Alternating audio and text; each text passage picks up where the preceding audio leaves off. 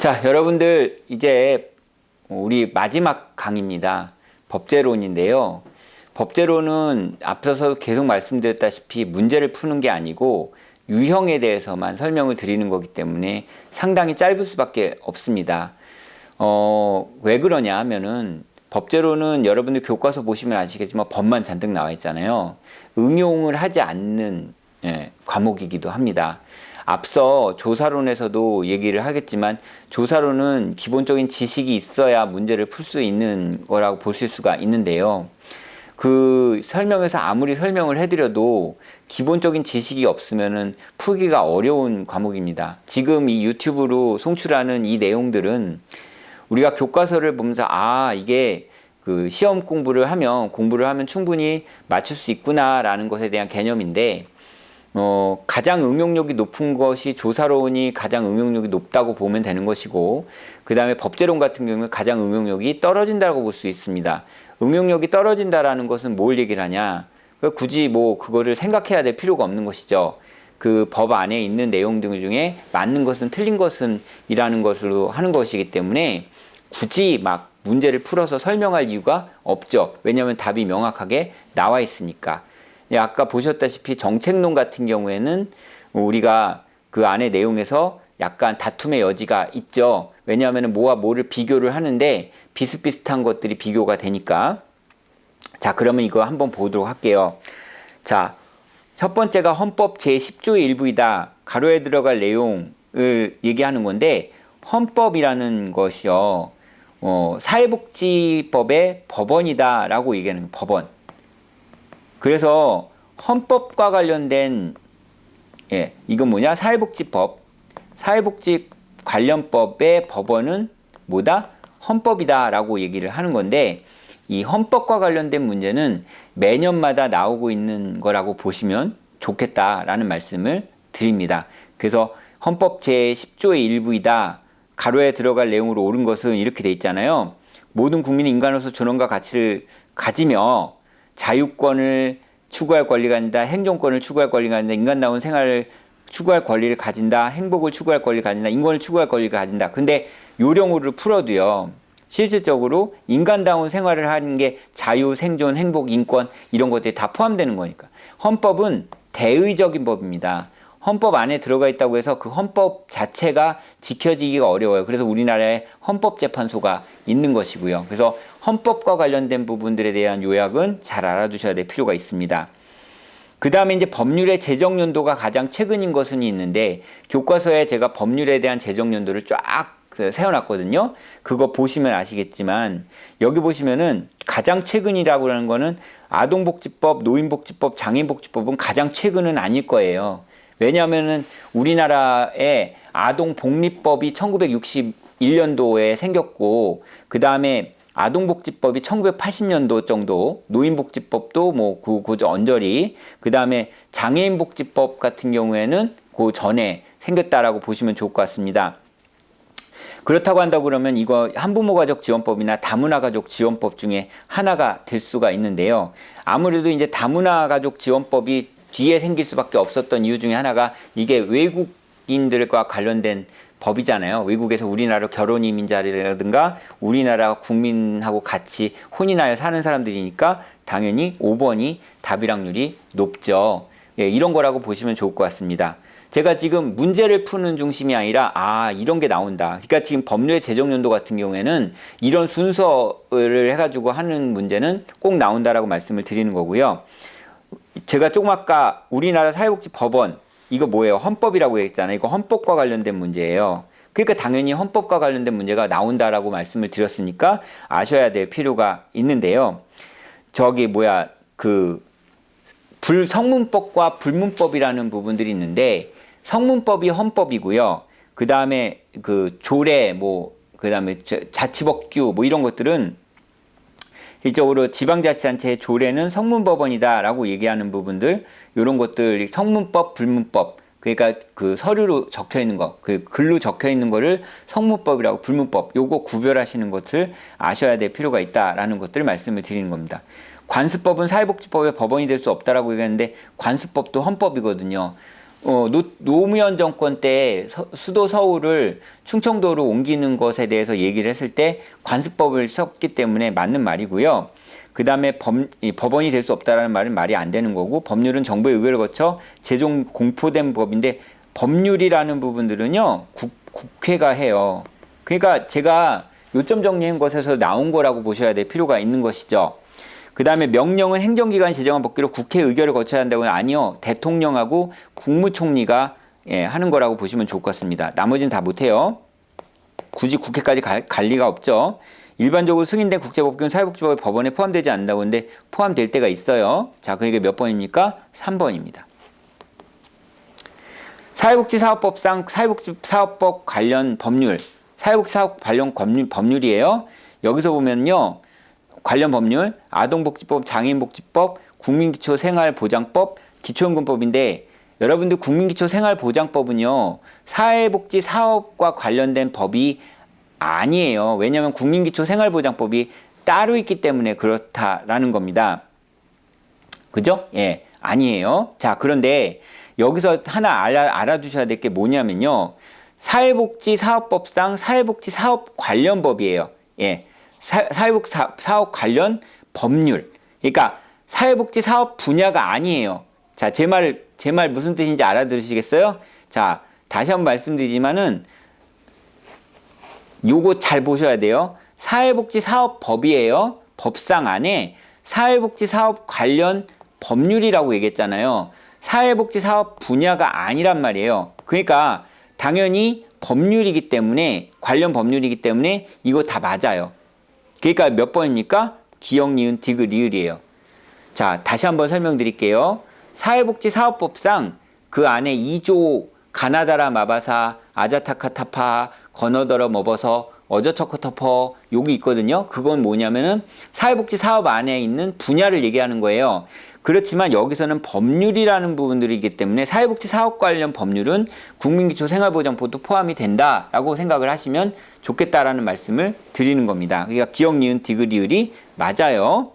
자, 그 다음에 여기 법인 요런 것들, 법인에 대해서도 시험 문제 꾸준히 나옵니다. 예, 꾸준히 나오는 법인과 관련된 부분들에 대해서도 알아두셔야 될 필요가 있어요. 정관에는 회의에 관한 사항이 포함되어야 된다. 맞고, 그죠? 자, 그 다음에 법인은 사회복지사업의 운영에 필요한 재산을 소유하여야 되고, 예, 그죠? 그 다음에 감사 중에 결혼이 생겼을 때 3개월 이내 보충하는데 2개월 이내 보충일 거예요. 그러니까 이건 몇 번입니까? 잘못된 건 3번이라는 거죠. 그리고 법인은 임원이 임명한 경우에 시도지사에 보고해야 되는 거고, 법인이 목적 사업 외에 사업을 했을 때 설립허가가 취소될 수 있다. 자, 보셨다시피 이것도 법 안에 그대로 써 있는 걸 그대로 갖다 주는 거기 때문에 어려울 게 없다라는 거죠. 저는 그런 거예요. 응용을 하는 문제여야 뭐 풀어주고 이건 이렇습니다라고 얘기를 하게 되는 건데, 이거는 지금 이거는요 3개월이 2개월이에요. 이렇게 얘기하는 상황이 되는 거니까. 그 다음에 사회복지사업법상 사회복지시설에 관한 설명을 옳지 않은 것은, 예, 그래서 사회복지사업법 관련해서 하고, 사회복지사업법 사업법 관련하고, 그 다음에 사회보장 기본법, 사회보장법 관련해가지고 이런 것들이 전부 중요한 거다. 여기서 거의 50% 문제가 나온다고 생각해도 된다라는 거예요. 뭐 50%는 너무했다 싶어도 30%에서 50% 정도는 이 사회복지사업법과 사회보장기본법에서 나온다라는 것을 아셔야 될 필요가 있습니다. 자, 그 다음에 사회복지사업법의 내용으로 옳은 것은 이렇게 나와요. 이렇게 법. 그죠? 지금 제가 왜 문제를 풀려고 하지 않는 건지 아시겠죠? 예. 이렇게 되는 겁니다. 자, 여기 보시면 사회복지사업법 내용으로 옳은 것은 이잖아요. 옳은 것은. 사회복지 서비스는 현금과 현물로 제공하는 것을 원칙으로 한다고 하는데, 현물로 제공하는 것을 원칙으로 하는 겁니다. 그렇기 때문에 이건 아니게 되는 거고, 국가는 사회복지 자원봉사활동을 지원 육성하기 위하여 자원봉사활동의 홍보 및 교육을 실시해야 된다. 이게 사회복지사업법이야? 라고 얘기하는데 맞죠? 사회복지에 관한 조사 연구 정책권을 위해 한국사회복지협회를 부르는데, 조사 연구 정책권을 위해서 하려면 이거는 뭐야? 협의회. 이런 식으로 설명을 할 수 있어요. 그런데 이거 법 모르면은 굳이 이렇게 얘기를 해야 될 필요가 없기 때문에 문제풀이를 굳이 이렇게 할 필요가 없고 요걸 봐야 된다라는 것들을 설명을 드리는 거예요. 그죠? 사회복지 자격증을 다른 사람 빌려주거나 빌린 사람은 10년 이하의 징역 또는 1억 원 이하의 벌금에 처한다. 이거 너무 무겁고요. 취소해, 취소. 그러니까 말 그대로 1급 자격증 뺏긴다고요. 자격증 박탈. 이렇게 되는 거라고 보시면 좋을 것 같고, 시도지사는 사회복지에 관한 전문 지식과 기술 가진 사람에게 사회복지 자격증 발급시킬 수 있다는데, 이 시도지사가 아니라요, 보건복지부 장관. 예. 보건복지부. 이런 식으로 됩니다. 자, 8번째. 자, 사회복지기본법, 사회보장 기본법상 사회보장에 관한 국민의 권리에 대한 설명으로 옳지 않은 것을 모두 고른 것. 자, 지방자치단체는 최저보장 수준과 최저임금을 매년 공표해야 되는데 무슨 지방자치단체장이 이렇게 세요? 예, 기억 빠지셔야 되니까 기억 빠지면 2번하고 4번만 남는데, 그럼 D급 보세요. 사회보장 수급권이 제한된 경우에 제한하는 목적에 필요한 최소한의 범위에 그쳐야 된다. 맞는 말이거든요. 그러니까 몇 번입니까? 4번이 되는 거예요. 아시겠죠? 예. 자, 그런데 자, 지금 제가 뭔 실수를 했죠? 뭔 실수했어요? 예. 뭔 실수했을까요? 자, 옳지 않은 것을 모두 고른 건데 지금 옳은 것을 모두 고른 거잖아요. 그죠? 이렇게 실수할 수도 있다라는 것들을 여러분들 말씀을 드리는 겁니다. 지금 그냥 과격하게 제가 실수했어요. 문제 잘 읽어야 돼요. 사회보장 기본법상 사회보장에 관한 국민의 권리에 대한 설명으로 옳지 않은 것이 아니라 옳지 않은 것을 찾아야 되는데 제가 지금 옳은 것을 찾았잖아요. 그죠? 그러니까 당연히 답이 4번이 돼버리는 거예요. 그러니까 이건 뭐냐, 기억이 들어간 걸 찾아야 돼요. 기억이 들어간 거 옳지 않은 것은이니까 사회보장 수급권은 구두로 통제하여 포기할 수 있는 게 아니라 서면으로 통제해야 돼요. 그러니까 이거는 옳지 않은 거니까 니은도 옳지 않은 거예요. 그럼 1번하고 5번 중에 하나가 되는 거고, 그죠? 1번하고 5번 중에 하나가 되는 거예요. 그죠? 자, 그 다음 그러면 기억, 니은 그럼 디귿은 맞는 거가 되겠죠. 맞는 거니까 디귿 빠지시면은 1번이 되는 것이죠. 예. 자, 9번. 사회보장 기본법상 사회보장 제도의 운영에 관한 설명. 지금 보시면 아시겠지만 사회보장 기본법 관리 같은 것들이 되게 많이 나와요. 사회보장 기본법, 사회보장 급여 이용 제공 및 수급권자 발굴에 관한 법률, 사회보장 급여 이용 제공 수급권자 발굴에 관한 법률, 그죠? 이런 것들이 있고요. 국민기초 생활보장법, 이런 것들, 국민기초 생활보장법이 나올 수도 있는데 마찬가지로 법을 그냥 읽으면 되는 거예요. 근데 이제 사회보장 기본법은 있는데 사회보장 여기 있는 사회보장 급여 이용 제공 및 수급권자 발굴에 관한 법률상, 요거는 이제 그 국민기초 생활보장 요런 것들에 있는 것이고요. 그 다음에 14번 국민기초 생활보장법상 지역자활센터의 사업이 아닌 것은, 이렇게 지역자활센터 관련해서도 문제가 좀 많이 나옵니다.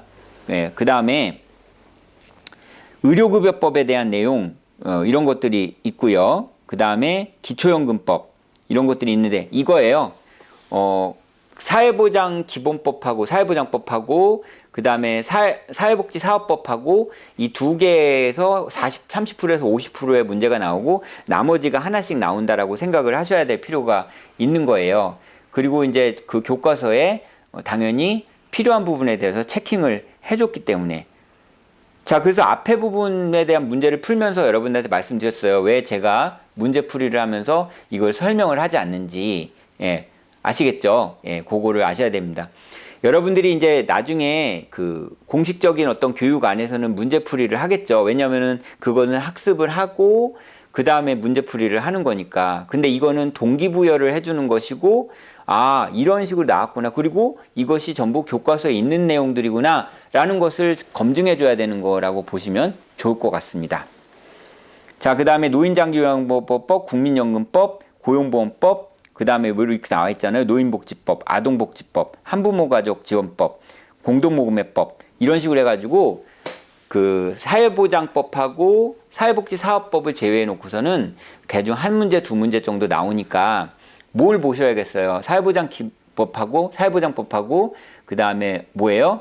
그 사회복지사업법 이 두 가지를 중점적으로 보시는 것이 맞다라고 말씀을 드리는 겁니다. 그리고 앞에 문제를 안 푼다고 해도 이렇게 문제 풀면서 아, 이렇기 때문에 내가 설명을 해줘야 될 이유가 없구나. 왜냐?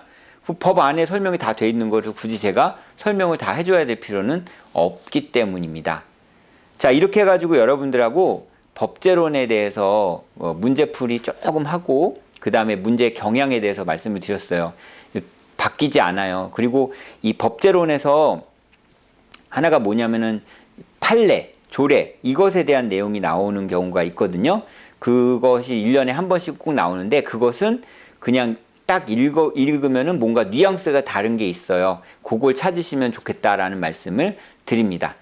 자, 이렇게 해서 법제론을 마치고요. 그래서 모든 교육을 마치도록 하겠습니다. 예, 여러분들 유튜브 교육 강의 들으시느라 고생 많으셨고요. 제가 앞에서 공지 드린 대로 만약에 제 교과서를 가지고 공부하신다고 그러면은 어느 정도의 이 어떤 투자를 하셔서 공부를 하시는 것도 좋겠다라는 말씀을 드립니다. 수고하셨습니다.